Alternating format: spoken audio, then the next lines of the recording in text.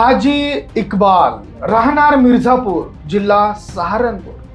तर मंडळी, हाजी इक्बालची ओळख सांगायची म्हणजे बहुजन समाज पक्षाचा तो एक आमदार होता, विधान परिषदेचा देखील तो आमदार होता। आणि हाजी इक्बालची खरी ओळख जर का तुम्हाला सांगायची तर हाजी इक्बाल हा मिर्झापूरचा डॉन, सहारनपूर जिल्ह्याचा डॉन। अख्खा जिल्हा हाजी इक्बालला बघून थरथर कापायचा। अनेक लोक, सामान्य माणसं त्याला बघून पळायचे। भाई हा इतका खतरनाक होता की हाजी इक्बाल आणि त्याचे गुंड कोणत्या थराला जातील आणि काय करतील हे कुणाला सांगता येत नव्हतं। हाजी इक्बालला बघून पोलीस देखील थरथर कापायची अशी परिस्थिती उत्तर प्रदेशमध्ये होती। हाजी इक्बालकडे पैसा होता, हाजी इक्बालकडे माणसं होती आणि हाजी इक्बालकडे पॉलिटिकल क्लाउड होता, म्हणजे पॉलिटिकल वजन देखील होता। या तिन्ही गोष्टींमुळे हाजी इक्बाल आणि त्याचा परिवार आणि त्याची मुलं, त्याचा भाऊ आणि त्याच्या घरातले सगळे हे म्हणजे एक राजाचं आयुष्य जगत होते। सहारनपूरमध्ये ते सगळं जगत होतं। हाजी इक्बालने सामान्य लोकांच्या मुंड्या मुरगळून हजारो कोटींच्या प्रॉपर्टीज निर्माण केल्या होत्या।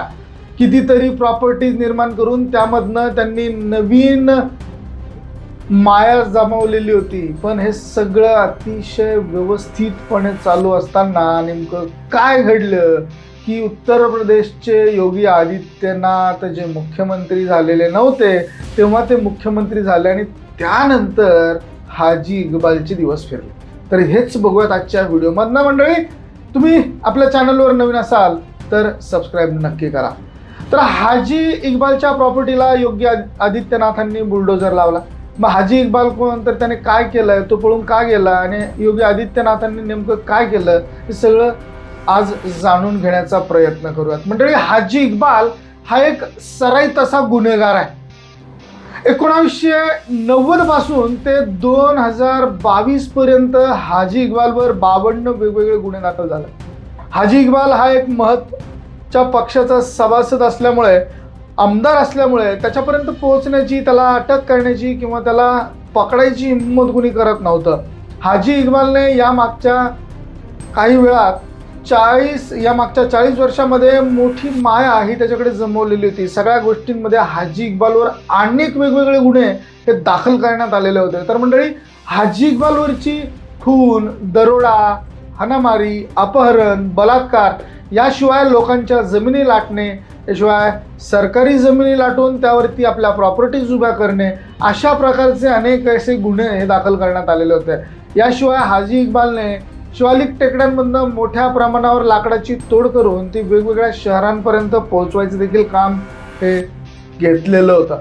याशिवाय तो मायनिंग करत होता, वाळू उपसा करत होता। जे जे शक्य असेल त्या प्रत्येक गोष्टी हाजी इक्बाल करायचा। दिल्लीपर्यंत त्याचं वजन तयार झालेलं होतं, त्यामुळे हाजी इक्बालला कुणीही हात लावत नव्हतं। शाळा, कॉलेज, युनिव्हर्सिटी अशा देखील त्यांनी उभ्या केलेल्या होत्या।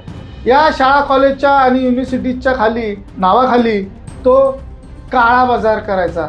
100, 125 एकर जमिनी त्याने या माध्यमातून ताब्यात घेतल्या होत्या, लाटल्या होत्या। आणि असं सगळं मिळून म्हटलं तर त्याचं किमान 5,000 कोटींचं तरी साम्राज्य हे या ठिकाणी तयार झालं होतं आणि आता ते उद्ध्वस्त व्हायला सुरुवात झाली।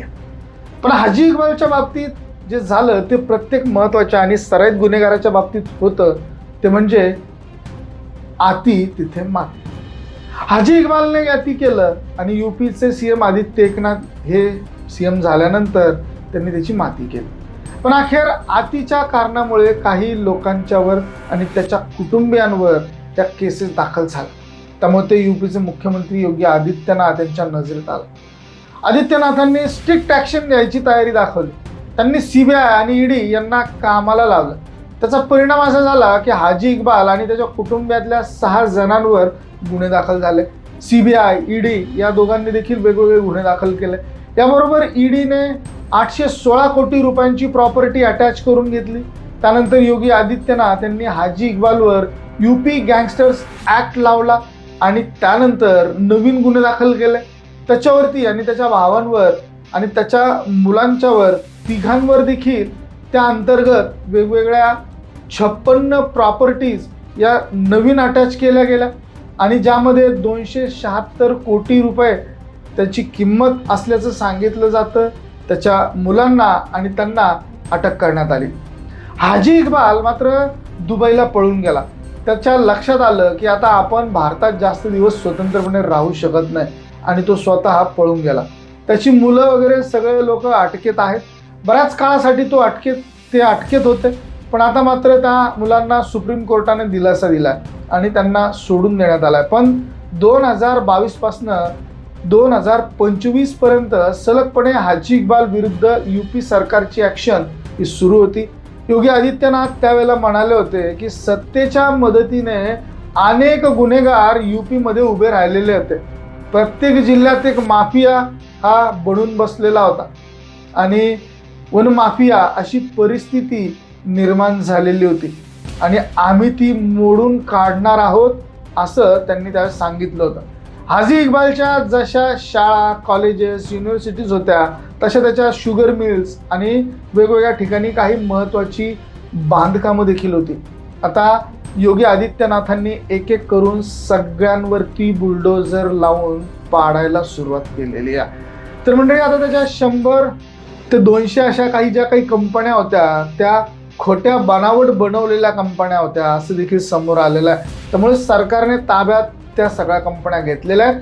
तर अख्ख्या फॅमिलीच्या नावावर, प्रत्येकाच्या नावावर काहीतरी वेगवेगळी मालमत्ता होती. त्यामध्ये भाऊ, बहीण, मुलं, नातवंड प्रत्येकाच्या नावावर हाजीने प्रॉपर्टी ह्या करून ठेवलेल्या होत्या. या सगळ्या प्रॉपर्टीज आता यूपी सरकारने अटॅच केलेल्या आहेत. म्हणजे नावावरच्या प्रॉपर्टीज फक्त गेल्या तर त्याच्या कुटुंबातल्या मंडळींच्या नावावरती ज्या प्रॉपर्टीज आहेत त्या देखील या प्रकरणात अटॅच केलेल्या आहेत आणि या सगळ्या प्रॉपर्टीज आता सरकारनं जप्त केलेल्या आहेत. थोडक्यात काय तर हाजी इक्बाल आता परत येणार नाही किंवा हाजी इक्बालला परत एकदा यूपीमध्ये आपलं बस्तान जर बसवायचं असेल तर त्याला खूप पापड बेलावे लागतील आणि यूपीचे मुख्यमंत्री योगी आदित्यनाथ हे होऊ देत नाहीत हे मात्र निश्चित आहे. हाजी इक्बालच्या मुलांच्या वरती गंभीर स्वरूपाचे बलात्काराचे, गँगरेपचे तसेच इतर गंभीर असे असंख्य गुन्हे हे दाखल आहेत आणि ते आजपर्यंत मोकाट फिरत होते. पण आता या सगळ्या केसेसवरती आलेल्या आहेत आणि त्याच्यावर आता त्यांच्या संपूर्ण परिवाराला आता योगी आदित्यनाथांनी धाड टाकायला सुरुवात केली. मंडळी येणाऱ्या काळात यूपीमध्ये थोडीही झुंडशाही आहे ती संपवून टाकू असं उत्तर प्रदेशमधल्या आदित्यनाथांनी सांगितलं. त्यामुळे योगी आदित्यनाथ चांगले की वाईट, योगी आदित्यनाथ करतात ते चूक की बरोबर, अशा असंख्य कमेंट या येत राहतात. मंडळी तुम्हाला काय वाटतंय? यूपीमध्ये योगी आदित्यनाथ हे बरोबर करतायत का? कमेंट करून अवश्य कळवा आणि तसाच एखादा योगी आपल्या महाराष्ट्रात पाहिजे का? कमेंट करायला विसरू नका. व्हिडिओ आवडला असेल तर शेअर जरूर करा. बघत रहा मराठी एक्सप्रेस. धन्यवाद.